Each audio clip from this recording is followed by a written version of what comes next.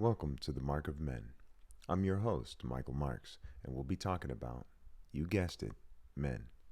Through conversations about highs, lows, and everything in between, you'll learn about each guest, but more than anything, you'll learn a little bit about yourself or the men in your life. Today's marksman is Andrew Marshall, life coach, Jiu Jitsu black belt, and father.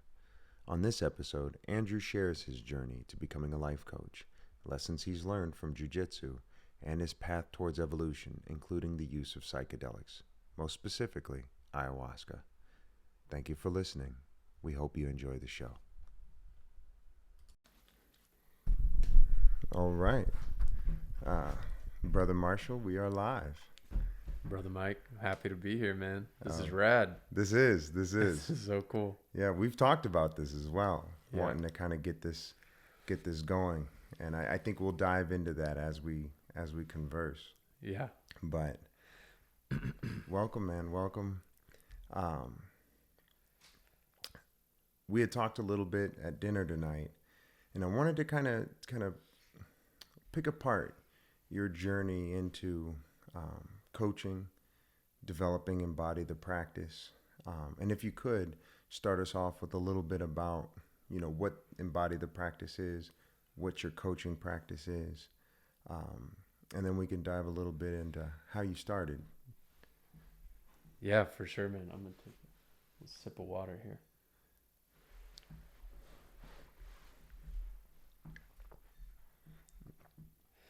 And bring the mic just a little closer. Yes, sir. If I bring it should I do this here?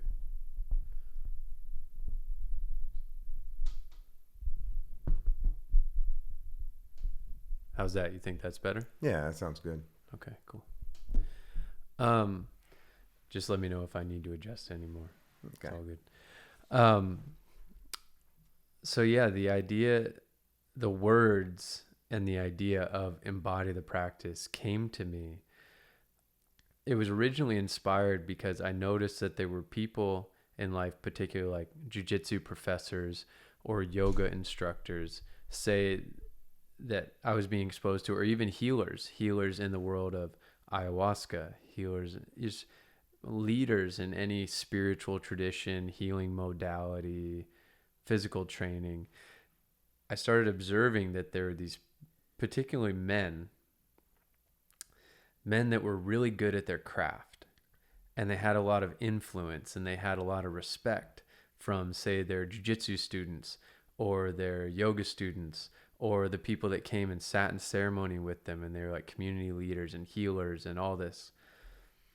And they were really good, what I would say, on the mat, but off the mat, they weren't embodying the practice. Good at what they did, but off the mat, not good relationships, manipulative, harmful, addiction. And I was like, that doesn't add up. Because in my mind, it was just an intuitive, innate thing that I'm doing this not just to get better at, for example, jiu-jitsu. I'm not just training jiu-jitsu to get good at jiu-jitsu. Jiu-jitsu, the whole purpose of it is to make me a better person, ultimately, to make my life better, to teach me the jiu-jitsu of life, far beyond the physical jiu-jitsu. And so I don't remember how or exactly why, but that just came to me as embody the practice. We need to embody the practice. We need to take it off the mat.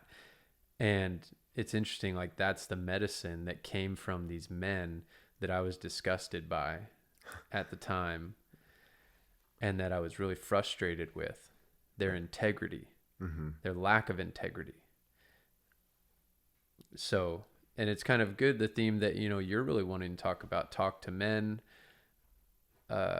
What does it mean to be a man? How can we be good men in the world, etc.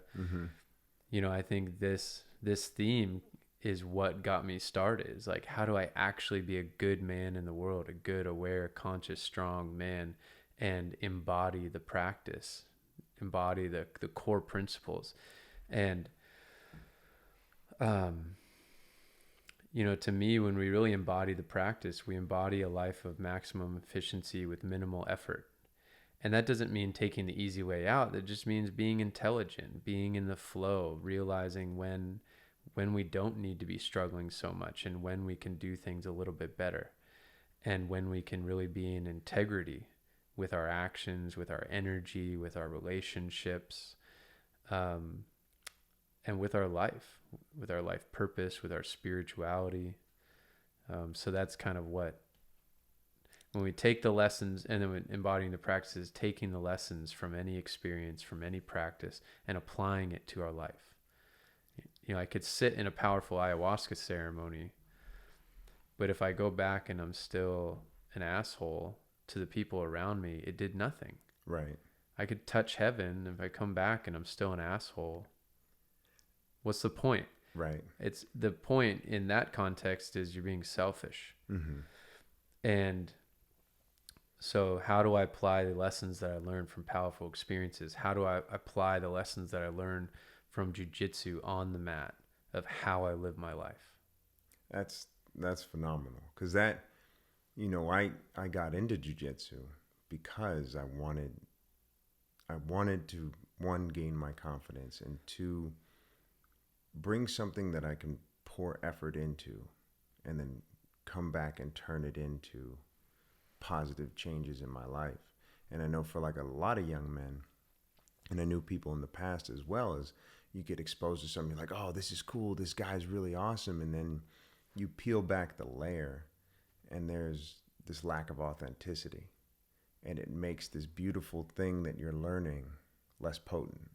Yeah. Because the person that's teaching it isn't righteous. So that's I love that concept, and I've always thought that, you know, the name of your coaching practice was just so cool. Yeah. And, you know, so the listeners know, you're actually the black belt who's trained me. So I first got into jiu-jitsu about 3.5, almost 4 years ago now. And there's a few of the black belts that were there, but you were one of the main ones that actually introduced me to jiu-jitsu, introduced me into how to apply these concepts and move my body, and then getting the opportunity to talk to you more spiritually and more about outside of just jiu-jitsu. I've been able to actually learn a lot. And, you know, some of the impetus for being able to embark on this journey was thanks to some of your guidance. So I'm really happy that you're here, and happy that, you know, kind of get to learn a little bit about, you know, how your journey has taken you not only through jiu-jitsu, but then to embody the practice when you decided to actually start coaching. So maybe you could clarify the question. Yeah. So when did you actually decide you were going to be a coach? It was after meeting Satyan. Okay. And who is Satyan? So Satyan Raja is a beast. And anyone watching this should go look up warriorsage.com and learn more about Satyan, because he's a fucking beast. So that's who Satyan is. And he is someone who, if we're using this terminology, I was like, fuck, this is someone who embodies the practice and all of what that means a heck of a lot more than I even do, you know? And he's someone who's been a big inspiration to me, like an elder brother, and also like one of my most influential mentors. And I feel like we're like family as well. We're really close. We collaborate on really great things, like training other coaches in the work that we do. I help him facilitate a wisdom keepers gathering where we meet every month with wise elders from around the world to talk about important world topics and how we can put wisdom back into the seat of power in the world. And obviously led and inspired by him, but that was a whole synchronistic thing that came together that got me involved with that as well. And so Satyan's my mentor and my brother. Mm-hmm. And he's an incredible force for integrity and good and enlightenment in the world. And when I met him, we were living on the Big Island, and I was feeling like I was in a phase of of intense growth. And I knew that I was like, I want my next sort of mentor. I'm looking for my next mentor. I'm looking for someone who's going to help me, help be that person of great integrity who's going to help me take next big steps in my journey and my growth and clarify what the heck my real purpose is. I had done years of spiritual work, spiritual development, personal development, meditation, qigong, yoga, ayahuasca ceremonies, traveling to different places in the world, to Peru, Hawaii, around the United States, Canada, sitting in a lot of ceremonies, going to a bunch of different workshops, all this stuff I've been really focused in. And I had some people that, I would do workshops, and I'd have some people that would do one-on-one, like meditation type of sessions with me, people that would do one-on-one jiu-jitsu training with me. But I was always, and I knew that that's sort of what I was passionate about, is like that combination of jiu-jitsu and consciousness and spirituality and helping people improve themselves in a holistic way through mindfulness and physical practice. And I still do that. But for years I was doing that. I was like, that's my passion, but I need to pay the bills. And it made some money, but not enough. So I was always working a day job, work 10 or 12 hours a day, go train jiu-jitsu or go do workshops on the weekends. And then we moved to Hawaii, and I was doing just work in Hawaii that was aligned with my purpose, but it's still, I wasn't really bringing in that much money. I was still having to do side work, and it was just draining my energy. I did some solo sits with ayahuasca. So I just go in a room for the day, take a full dose, and be in deep meditation and ceremony with myself. And I did that about 6 times, and really had some profound experiences along with just being on the Big Island and meditating every day. I'd set this practice where I meditated every single day for a whole year for some extended amount of time. I would make sure it's the first thing I did. I got up, meditate every day, and then journal, just kind of free write whatever came up right after my meditation, the inspirations that came from that meditation. So I have like those logs from like a whole year of like every day. Oh, that's great. The inspirations that would come. But it was a lot of like, I was so motivated to figure out what was my next phase of evolution. And it turned out to be accelerated evolution, which is the Accelerated Evolution Academy is what Satyan founded based on particular methods of consciousness development, spiritual evolution, and helping people free themselves from internal struggles, internal problems, intense emotions that are blocking people energetically from living how they want to live and moving forward in their lives. How did you find accelerated evolution? Right. So that's the next piece was, so Kelly and I were living with Kaylee and Ian. Okay. And Ian was a mentee and close with Satyan, like over, it was like 10, 12 years prior to this time. Okay. Back in a former iteration of Warrior Sage and what Satyan did. And find my train of thought. So Satyan came, he would frequent the Big Island. He still does. He has a place there. And Ian was like, hey, one of my mentors from years, he's really amazing. And his jiu-jitsu professor was there. They traveled together, and we just went and hung out with them. We had lunch with them. We went and hung out at the clothing optional beach. We just connected, talked it up. I told Satya I was going to a jiu-jitsu class, and he's like, he's in his 50s and he's a blue belt and he's obsessed with jiu-jitsu. And um, Were you a black belt at this time? yeah, yeah. Oh, So we connected over that, and mm-hmm. then realized, and then connecting in the realm of jiu-jitsu and consciousness and plant medicine. And, when you're with another brother who's like on all of that same tip in the same way, it's like, you have an instant bond. Right.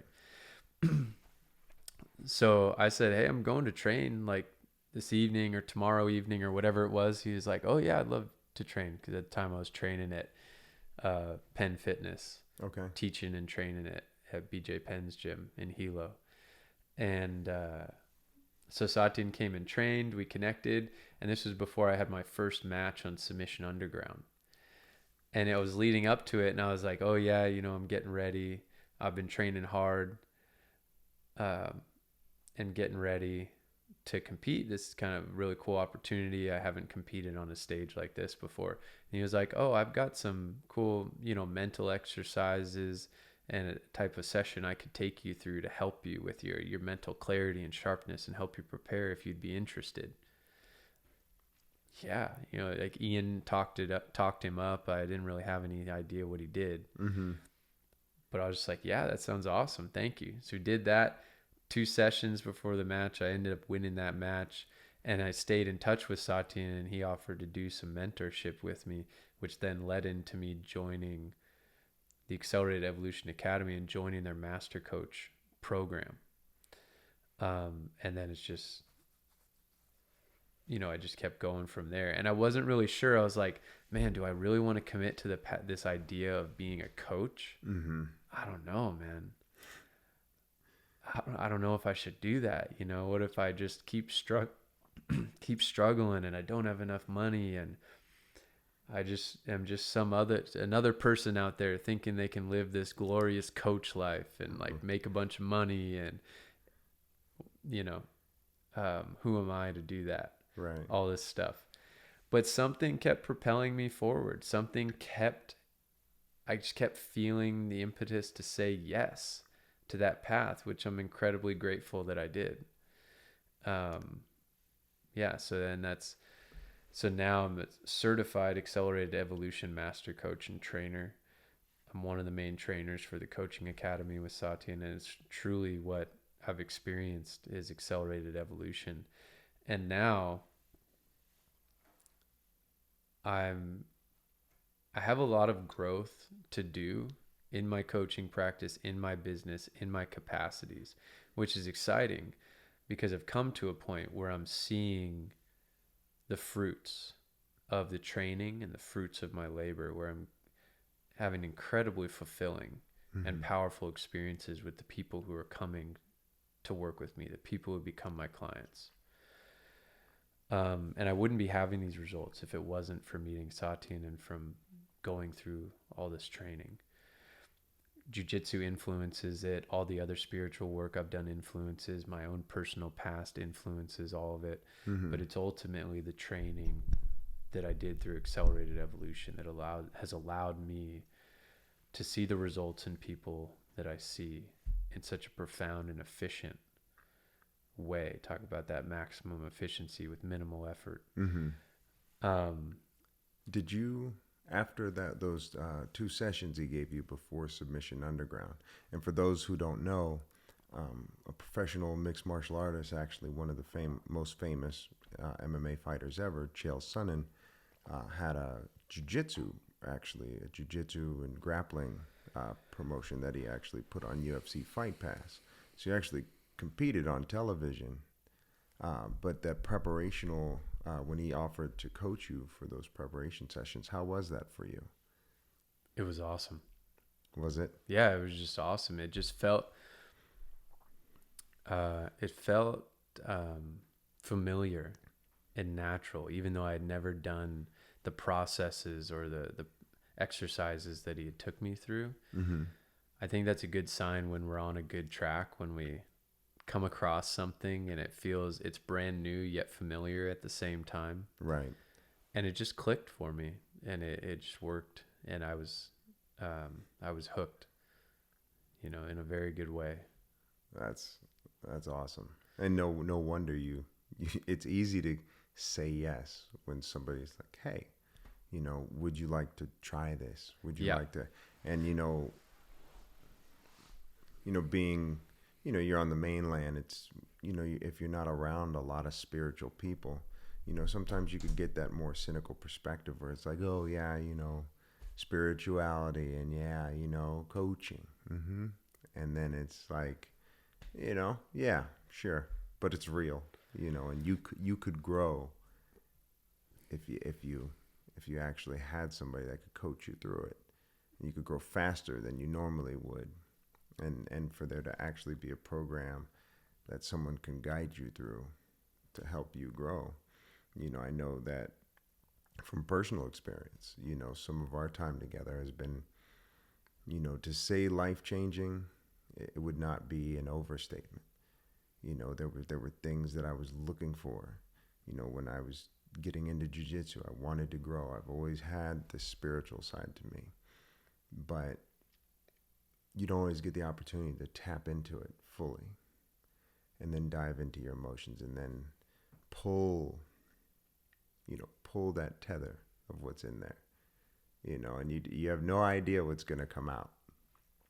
And to have somebody there to kind of guide you through that process is fascinating. And I know, for myself and some of the other men that have had the opportunity to experience your coaching, it has a major impact on us all. So it's good to hear that, it's going well. Thank you. Yeah. I think a good coach is someone who has the gift of seeing the potential that you don't see yet. And good. they have the skills to help you get there, even if you don't see it till you get there. Mm-hmm. You see the greatness in people, you see the potential, you see what's on the other side of what your client might feel lost in. Mm-hmm. So that even before meeting Satyan, you seem to have been on a growth path of your own. I mean, when did you find jiu-jitsu? When I was 18. Okay. And then just hooked ever since? Yeah, I remember about 3 months into training, I was sitting on the mats, and it was in between. I had just done some rounds. We were just doing rounds. People were rolling. And for whatever reason, that round, I didn't roll. I was sitting out, but people were like on the mats around me rolling. And I remember having this very vivid moment where it felt like time slowed down, and I was looking around and I was like, I was 18, I was like, I'm going to do this for the rest of my life. And I was like, how do I know that? I just know it. That's so weird. All right, time to roll. Yeah. That was like a cool moment. It was just this knowing like hit me, Mm-hmm. And then jiu-jitsu, I feel like jiu-jitsu's taught me a lot about long-term relationship, because even though that knowing hit, it's been several times throughout training where I was like, why am I still training? Mm-hmm. Why am I still pushing myself when I have all this pressure from other aspects of life, or my body's feeling like shit and my energy's feeling like shit, and why do I keep training? Like, there's times when I really considered just like not training, but I just kept training. Mm-hmm. And there was probably about 3 years where I just like wasn't into jiu-jitsu at all, Mm-hmm. but I just kept going. It was the habit, I guess, or it was just something in me there was enough for me to keep going. Mm-hmm. And then I like popped out of that and fell back in love with jiu-jitsu. And I think it had to do with finally getting answers to my physical health, and energy started feeling better, body started feeling better. But I'm so grateful for that phase of time, because I think that's, you and I are both now in this place of approaching marriage. Mm-hmm. And we've also already been with our women for a number of years. Yeah. Right. And so when I popped out of that 3 years of sort of feeling depressed and feeling not into this relationship with jiu-jitsu, yet staying in it. Yeah. I popped out and felt the beauty and the blessing of staying in it. And I was like, okay, this must be kind of like what marriage is like, because if you're doing this thing with someone for your whole life, there's bound to be those difficult stretches of those plateaus, Mm-hmm. you know? And so I feel that jiu-jitsu has taught me about that. And now, you know, ever since I came out of that phase, I've remained in love with jiu-jitsu and feel like I'm continuously experiencing it brand new over and over again. Yeah.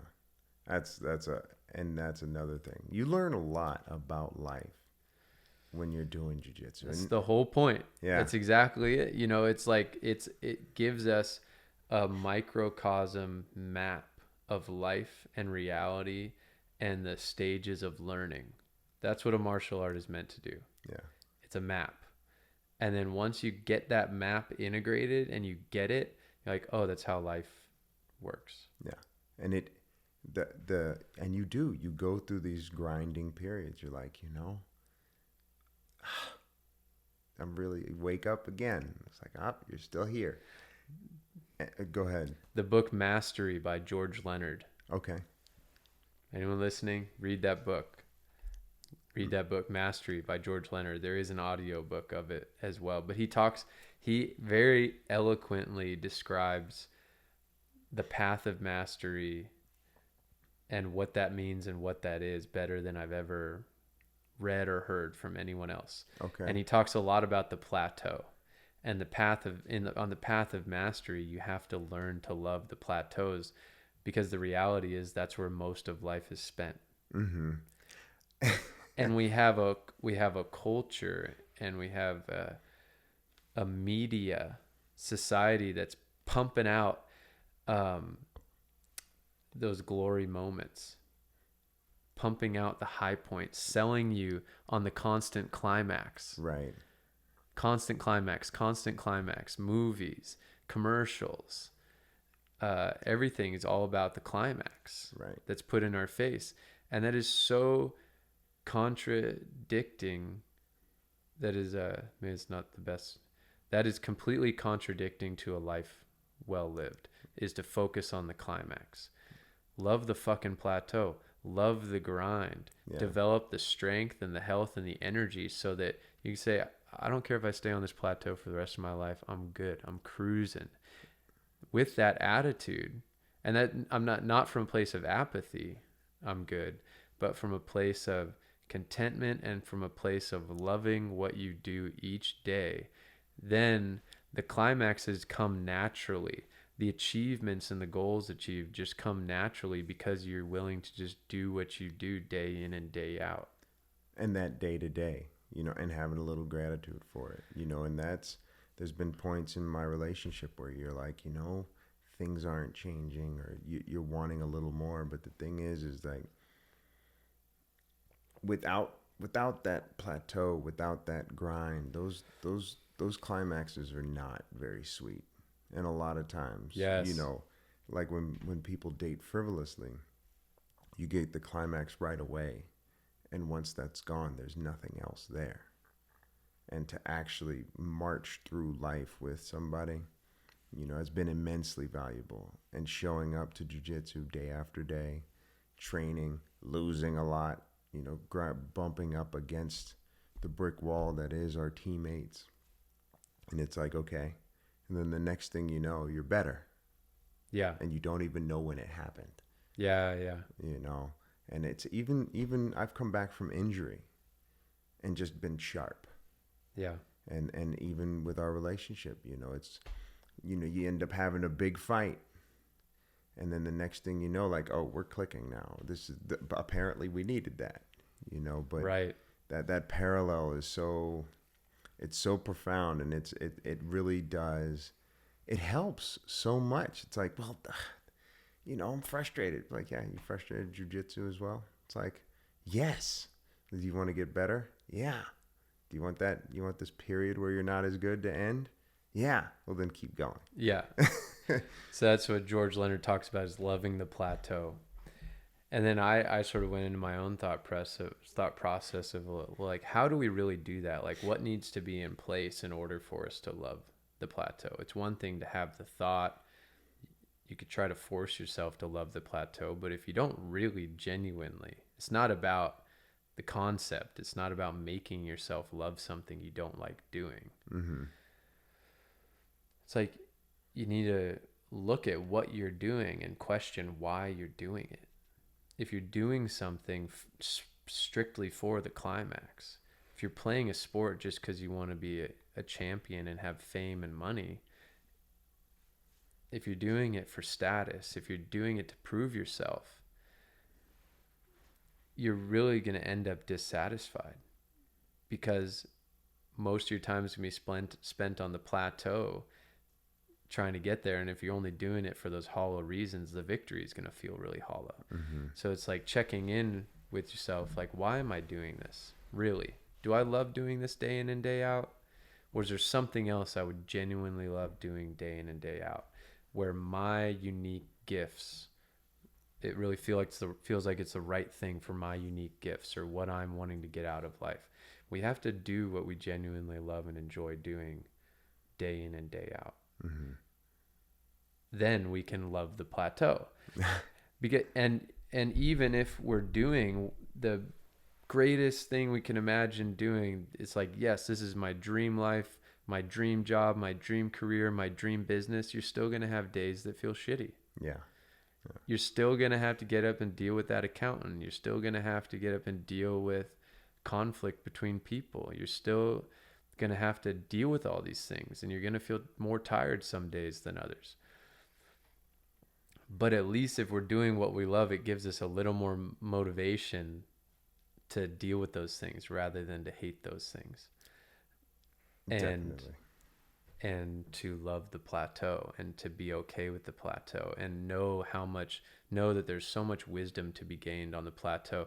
And I think it's like what we were talking about earlier is just mat time, mic time, getting more natural with doing things.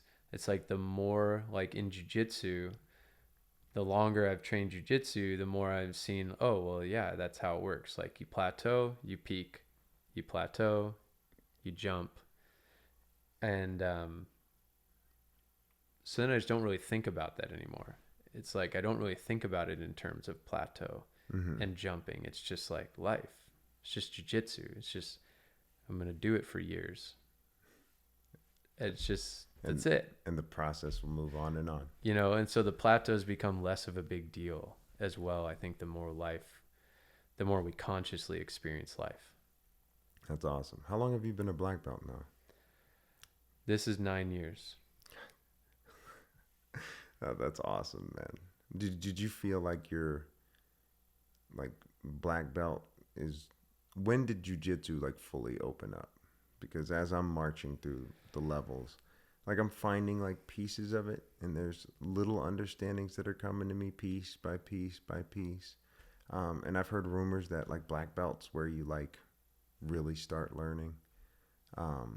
Well, I really like that definition of black belt, and that's in judo. That's what they say. The black belt means you're ready to learn.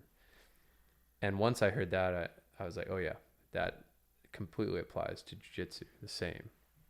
Okay. And I really like that definition. Black belt means you're ready to learn.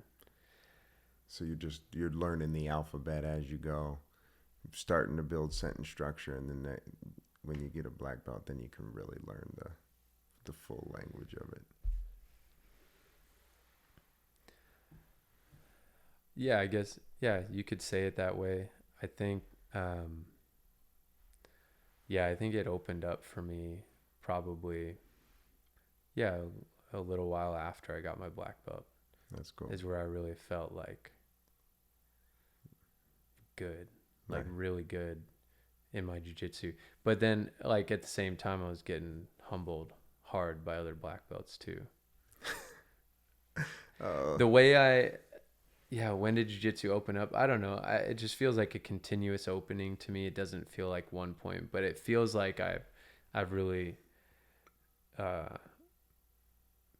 peaked in my physical ability and my technical ability probably within the last few years. Okay. Nice. And I've felt the best, which was also motivating for the idea of embody the practice, because I was kind of starting jiu-jitsu right at the end of like what you could see as like the old school phase of jiu-jitsu, like the first generation of people in America training jiu-jitsu, that guys that started in the 90s and were black belts as I started, coming up through the ranks. Mm-hmm. And their bodies were beat to shit. None of them knew how to take care of themselves. They all had black belts and they couldn't use them. Uh-huh. Oh, man. And I was like, I'm not doing that. I'm figuring that shit out, because what the hell, like what you want is the combination of experience and ability. Right. What good is experience if you have no ability? That's a cruel mistress right there.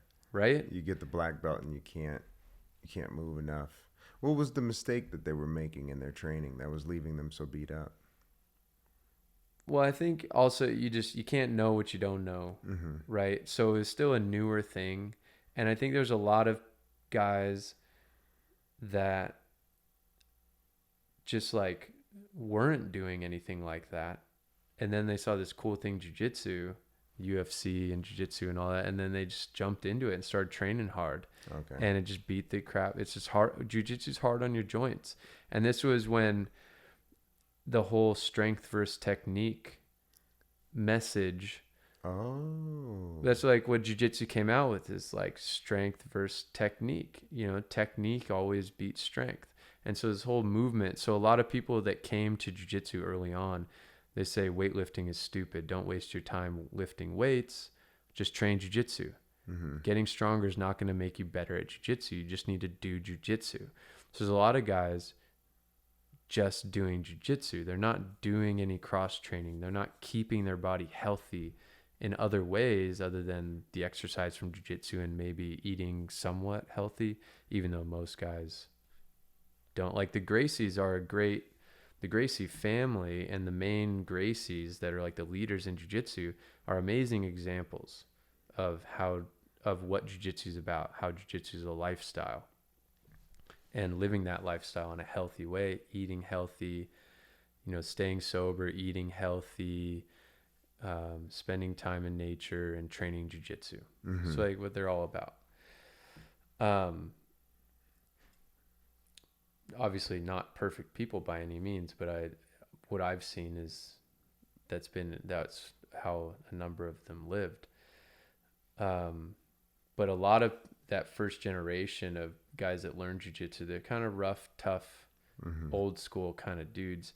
And they also did experience, some of them, Gracies and Brazilians that came up that were also not integrous people, but knew jiu-jitsu. So you train jiu-jitsu and it's Right. just rough, hard, go hard all the time. No thought about strengthening your body. No thought about cross training. No thought about being healthy. It's just like go hard. Mm-hmm. And so it's just like a learning process, I think. Nice.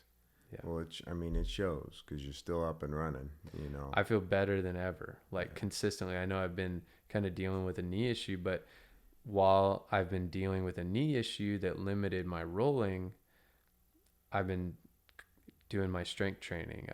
I've been constantly doing my strength training around it. And so my body feels really, really good. And I just know every year, I just feel every year I get healthier, every year I get stronger, every year I have more fun. That's awesome. That's awesome to hear because I'm going to be in it for as long as I can, because that same realization happened to me. And it's just like, I can't not do this. Yeah. And to kind of go back to a question you asked, one thing that was very like a metaphor that came to my mind when I got my black belt was, as a brown belt, I felt like a big fish in the lake. Mm-hmm. And then once I was a black belt, I felt like a small fish in the ocean. Man. And And I still feel that way a lot of the time. That's cool, though. That's a lot of possibilities. The ocean is vast. So that's exciting. And you embodying the practice through jiu-jitsu, through your coaching practice. You had mentioned earlier that, I mean, you had sat in many ayahuasca circles. You went to Peru multiple times to do it. How did psychedelics make its way into, the process of finding, who you were?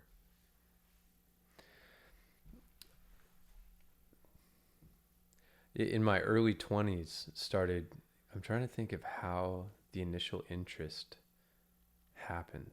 Were you always spiritually inclined? No. Okay. Oh, that's interesting. That's real interesting. Because you carry such a spiritual aura around you at all times. And it's one of the things that people that are attuned in that way gravitate to you immediately. So I'm curious about that. When did this spiritual side of you begin to develop? What I say is that because I grew up having to go to church and go to school, like all of us go to school. Once I was 18, my dad said, make your own choice if you want to keep coming to church or not. And then I graduated high school. And I think once I was able to stop going to church and once I was able to stop going to school, I started intensely educating myself, personally and spiritually. Oh, that's cool. And reading books. Like by the time I was 18, I read one book from start to finish. And that was Of Mice and Men. Uh-huh. It's like 100-page book. Right. I hated reading in school. Zero other books besides Of Mice and Men did I read front to back. Mm-hmm. I hated school in general. And, part of that was, there's all kinds of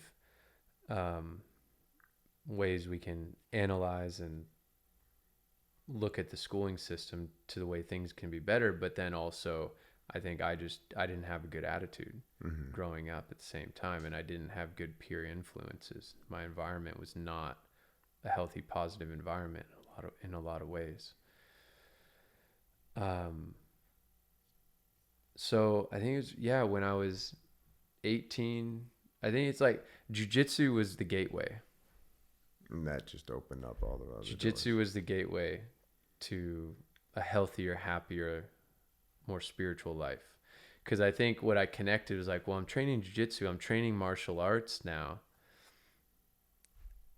And I thought, how cool would it be to be like, I've seen these images of martial artists in shows, these characters where they're like meditating and eating healthy and they're badasses. And I was like, well, that'd be cool to be like that. Mm-hmm. That makes sense. And I was like, what's this meditation thing about? I've seen this image of martial artists meditating. If you watch like a kung fu movie or something, and I'm like, what is this meditation thing about? And I realized that my whole life up until 18, 19, I never sat in a room quietly. It was always, if I'm in a room, the TV's on, the video games are on, I'm just grubbing a bunch of food, tons of sugar, lots of drinking, Percocet, like all these numbing, distracting things, right? So I was like, I'm terrified to sit in a silent room for 5 minutes. That's a problem. So I fixed that problem. Made myself sit in silent rooms. I wonder what it would feel like to not watch TV for a month. Well, let's see. So I started doing month-long experiments. What does it feel like to not watch TV for a month? I did that, stopped watching, didn't go back. What's it like to not drink alcohol for a month? Did that, stepped away from alcohol completely for years. And now it just feels like a non-issue where I could have a drink here and there. Right. What's it feel like not eat sugar for a month? I feel like crap. I'm reading more books about nutrition because I want to fight and fighters have nutritionists, and I can't afford a nutritionist, so I guess I got to be my own. So the training motivated me to be healthier mentally and physically because I wanted to compete. Mm-hmm. And I was training jiu-jitsu and boxing 6 days a week and selling weed on the side to make money. Good man. I was like cruising all around town prior to, a weed shop being on every corner Mm-hmm. back in those days. And also just like trying to eat really healthy and read books. And I tried to be vegetarian and train hard all the time. And that was difficult because I really didn't know what I was doing. Right. Also. And I was like, no women, no meat, no alcohol, no sugar, Super no Shaolin mode, huh? meditate, train, sell weed. There you go. And yeah, I didn't this is kind of sad, but I just was making these intense shifts in my life because I was so sick of myself from the stupid shit I was doing, drinking and driving and getting in fights and just being a fucking idiot, just like feeling so shitty about myself for the things I would tell myself I wasn't going to do, and then I'd do it again. Tell myself I'm not going to do that, and I'd do it again. I didn't date any women, or I didn't have sex for 3.5 years from the age of 21 to 24. That is incredible discipline. And in one sense, I feel sad about that. It's like, it didn't have to be that way. But I was so sick of my choices around women and substances that I just went hardcore on it. And in that time, that's where my energy shifted to psychedelics as well. So it was valuable. I mean, you might, look back and like it didn't have to be that severe. Yeah. But it opened that opportunity for you to have that energetic shift towards the plant medicines. Yeah. So I don't remember what exactly opened me up, but it must have been a conversation with someone or something. But my cousin and my brother and one of my best friends, we were all talking about, wanting to try some mushroom trips and LSD. And I was YouTube was just starting to be more of a thing where you see these documentaries out there about psychedelics and DMT and ayahuasca and all these things. And I was watching these, because I was trying to get more into the cool spiritual things of the day. And so it turned into having some mushroom experiences in my early 20s, having some LSD experiences, having a really beautiful MDMA experience by myself. And then a previous mentor of mine, this really incredible woman that I connected with her very synchronistically and worked with her on a weekly basis doing sessions for over 3 years, kind of in that time. And she connected me to a community of people that were doing ayahuasca ceremonies. And she asked me if I wanted to join. And so I was 23, 24. And I said, yeah. She's like, I don't know if you'd be interested in this, and I was like, yeah, I've been watching some documentaries about it, and that sounds so amazing. And so then I went and did a weekend of 3 nights in a row. Off the jump. Yeah. How was that for you? Well, I kept doing it, So yeah, it was life-changing. I mean, because my first ayahuasca experience was with you, and some of the really powerful, God, how do you explain it? To say energetic blocks sounds much more ethereal than it is. There were these psychological blocks that were there that I needed to deal with. And, I was walked through it accompanied by the most beautiful sights I've ever seen. Mm. And it's wow. a conversation that you don't want to have. but it's held in the most beautiful garden you can imagine. And you don't get to say no. So I love the way you just shared that. Yeah. I mean, that's what my experience was. Yeah. And I remember coming out of it that first night, floating on air. I think I was still down a little longer than everyone else, trying to kind of bring myself back because I was just still in awe of what, and in awe is the correct term. I know a lot of times people, I'm in awe of this, I'm in awe of that, and you're not in awe until you're staring up at the sky in awe, where you're just completely enveloped by the experience. And we came out of it that night, and a bunch of us were crying, and you led us through a great conversation, kind of taking us through what we experienced and what we learned.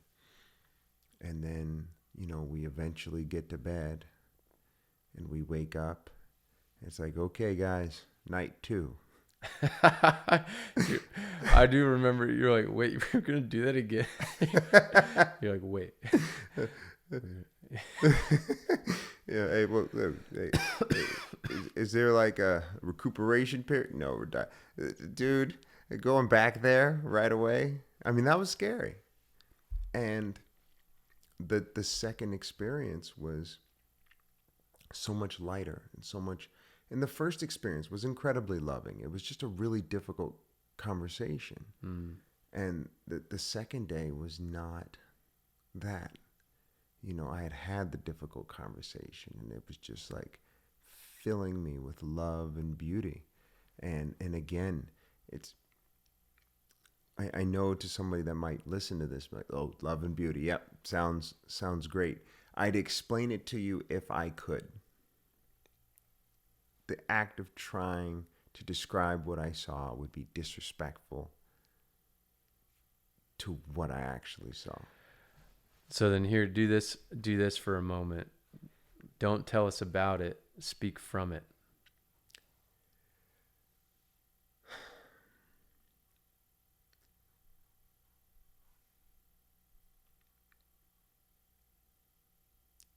That you are art manifesting itself in the world constantly.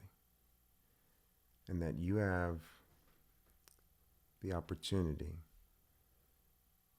just by accepting the gifts that you've been given, to paint a tapestry more beautiful than anyone's ever created before. That's uniquely you. Yeah. You got to go back to that moment, grab that quote. I'll go back to it. It was absolutely tremendous. So, for you to have that experience, and then you actually end up finding yourself in Peru. How did that end up taking place? I think it's just connecting with people in those circles that were doing those ceremonies locally, and then hearing other people talk about, they had been to Peru, and that there are different centers that you can go, pay like a package deal, and you can go stay there, or I think what it was at the time to go stay at this center is like $70 a day. Oh, that's not bad at all. All inclusive. Right. So I went for 4 weeks. It's like $1,900 or something like that. And then you obviously got to pay for your flight and other stuff. But, so yeah, I went and did that. And, so I just heard other people talking about it. And then again, it was with the woman who became my first mentor, spiritual mentor, meditation teacher, healer that I worked intimately with. And she meant so much to me. And she was the one who then also influenced me to go to Peru. And I just jumped on it. Once I knew the opportunity was there, I was like, I'm doing that. Mm-hmm. That's awesome. And then I went second time. Yeah. Yeah, that's great. Have you found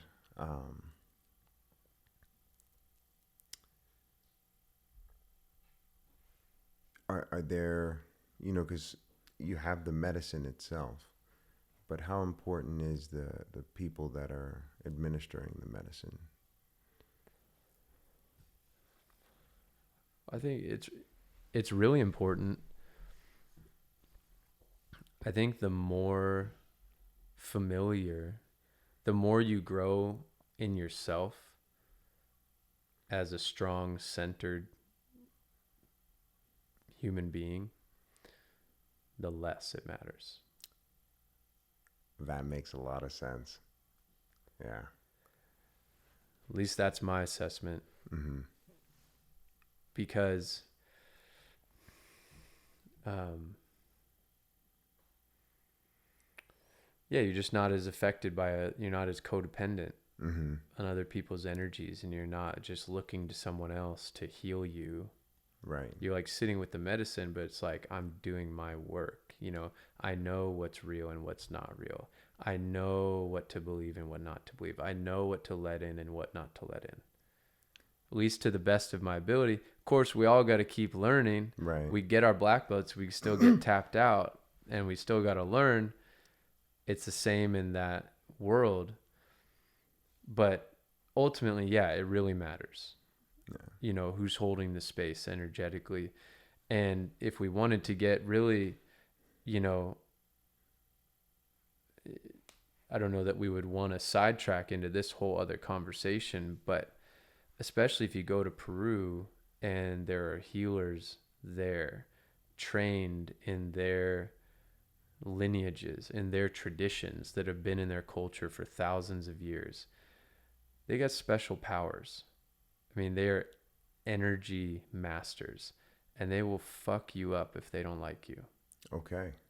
And that's I've They have the ability to fuck you up energetically, make you sick, make you in pain, do things you don't want them to do.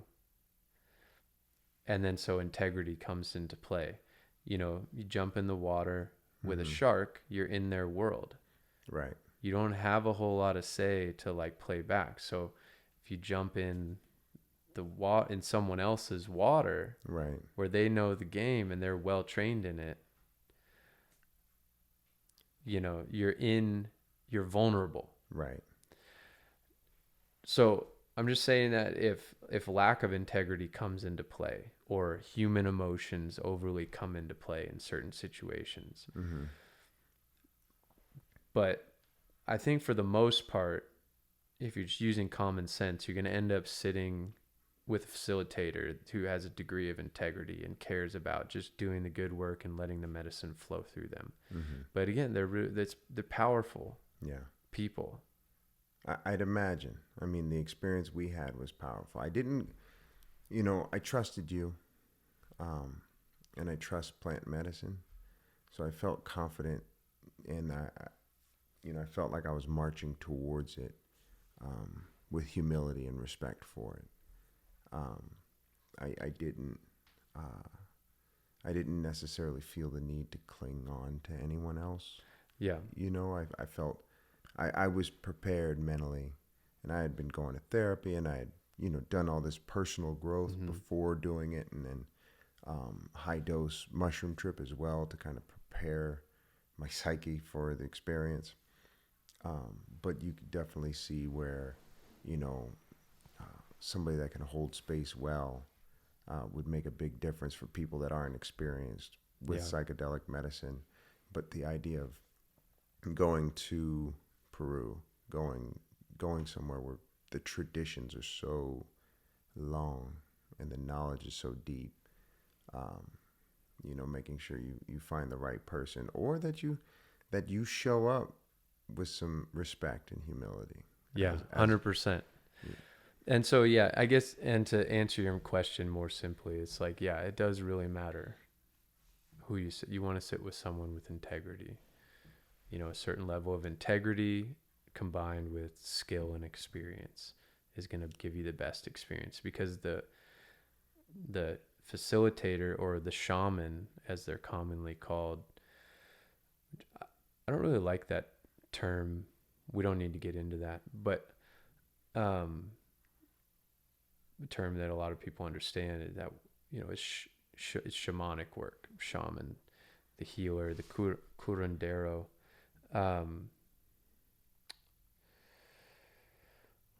They can really shift the experiences, and they can create the experiences, the types of experiences that you're having on the medicine.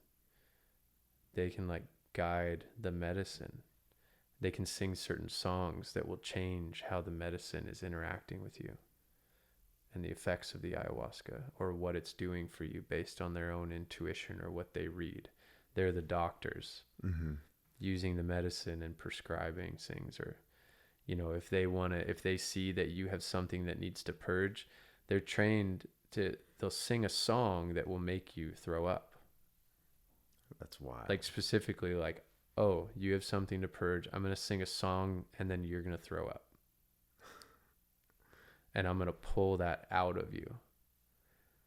And you have these indigenous women that do these intensely high pitch, like very interesting sounds. And it just pierces you. And you can feel the sounds like they're like hands or like medical instruments. And it's going in and pulling shit up and out of you. And you have no choice but to surrender. Well, you could fight it and feel terrible, or you can surrender to their work. And shit comes out. And you feel better. Yeah. Which is, again, do the work, and you end up feeling better. You're going to have to suffer a little bit in the interim. This has been really fascinating. I think we have more conversations that we're going to need to have. But tell people where they could find you, because this type of coaching work you do, I know I've found it incredibly helpful. There's people I know that are attached to both of us that have gotten a lot out of being around you, both in a jiu-jitsu context, in a ceremonial context, and then also in your coaching practices. So yeah, thanks, man. And I really love jamming with you on this. Like we said before, we started just jamming naturally right after training. I'm like, man, we need to get in front of the mics, because we're just flowing, and there's some good stuff that could be shared or recorded. But I hope I didn't ramble too much in my responses, and I think we'll keep doing it, keep having fun, and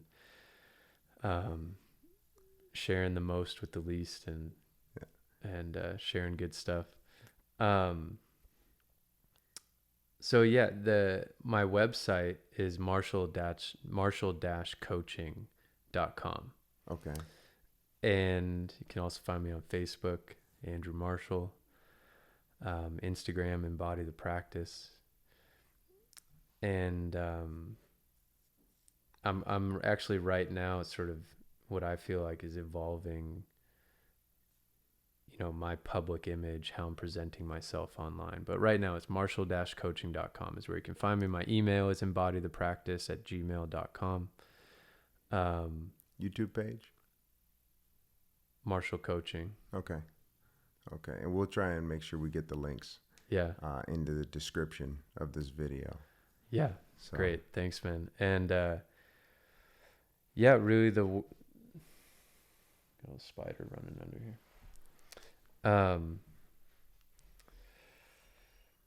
In the coaching work that I do, it's really about supporting people in their full expression, in their full unique expression. Man, really living your purpose. I mean, that's what I've found really lights me up the most. And that's what I've found is the people I'm working with, and especially the men that I work with, they're working on how can I do what I love for a living, and how can I live a more ideal dream lifestyle for myself. And also people just, how do I take the next steps? How do I really live my purpose? What is my purpose? And unpacking that, opening that up. And so if there's anyone out there watching this, you feel like you have a strong purpose, you feel like you have a dream, you feel like you have a vision where you feel stuck, let's talk. You have each person watching this, you, me, every single person on earth has a unique gift that only you have, a unique gift that only you have to give. That needs to be unlocked, or else you'll be unfulfilled and the world will be unfulfilled. I love that. And you're a major impetus for me being able to get this thing going. So I can't thank you enough, brother, for sharing this time and this space with me. So, thank you for having me, man. It's a pleasure. Thank you, everybody. Have a good night. Thank you.